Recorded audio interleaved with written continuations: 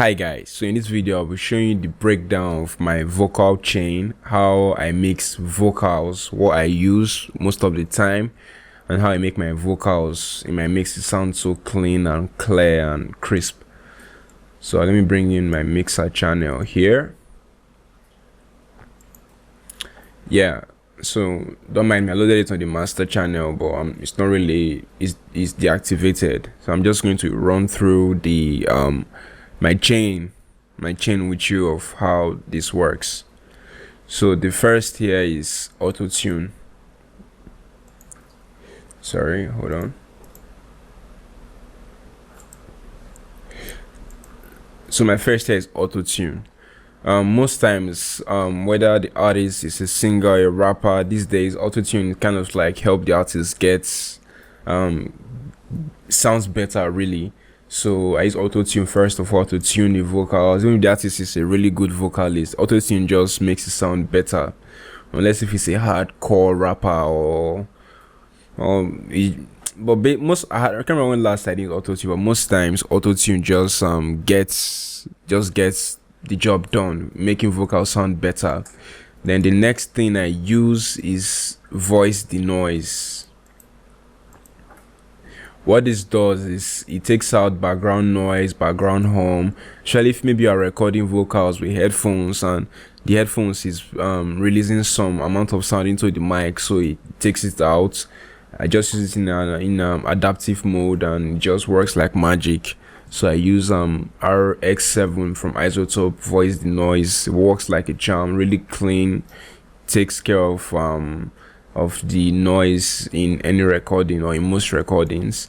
Then the next thing I use is breath control, because a lot of artists breathe. It's very natural for an artist to breathe while singing or rapping, so I use breath control to minimize. I don't take it out completely so it won't sound unnatural. I just I just use it a little bit to reduce the plosives and how heavy the breath can be. So yeah, that's what I use it for. Then the next on my chain is Fruity Compressor. Sorry, this is an EQ. Fruity Compressor. This is my first compression I'm doing. The reason why I'm picking out this compressor is because it's transparent. It doesn't change the sound. It doesn't change the character of the sound. It just works. It just makes sure the vocals is the dynamics are controlled and it sounds balanced. So that's what I use this compressor for. Then the next I use for my surgical EQ, where I do some cutting of low end, find the resonant frequencies and cut them out and the rest. So that's what I do with this first EQ. And also I use this EQ because it doesn't color the sound. The stock plugins in FL Studio do not color the sound. I do have much more complex plugins that can do a whole lot more, but the stock plugins do not color the sound. Then the next plugin I use is also an EQ, which is just to enhance the sound.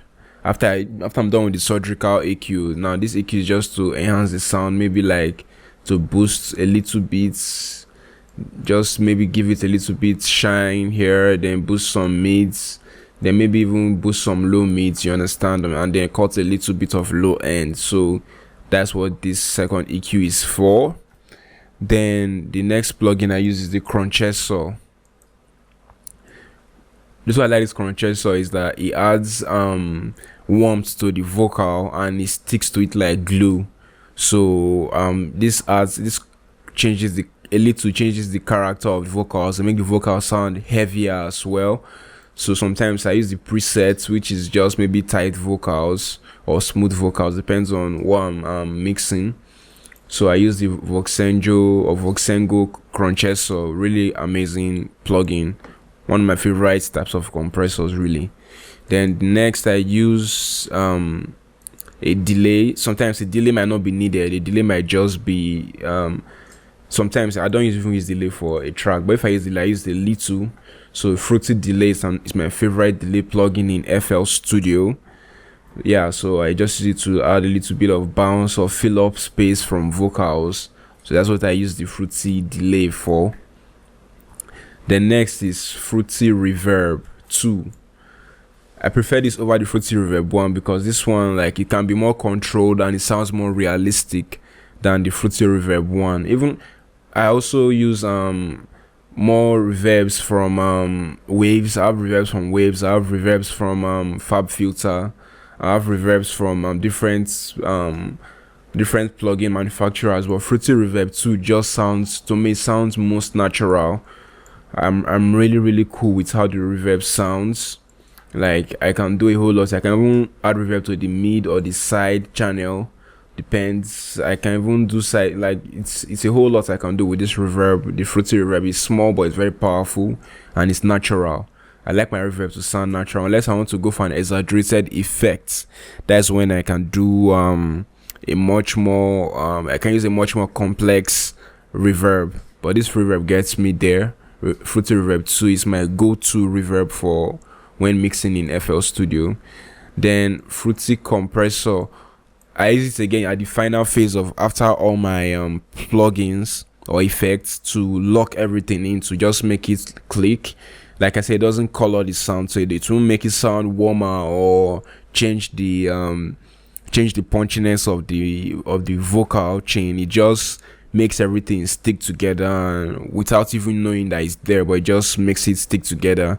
So this is my chain for mixing vocals, lead vocals to be precise, tuning, taking out the noise, taking out the breath, which is basically cleaning, compressing, that's controlling dynamics, EQ, taking care of the frequencies, EQ again, compressor, adding warmth and adding weight to the vocal, delay for artistic, to make it sound more creative and interesting, reverb to make it sound a little bit more realistic, or recording vocals in a dry space can be uninteresting sometimes. Then a compressor to make it all glued together and sound sweet. Yeah, so this is my chain for mixing lead vocals.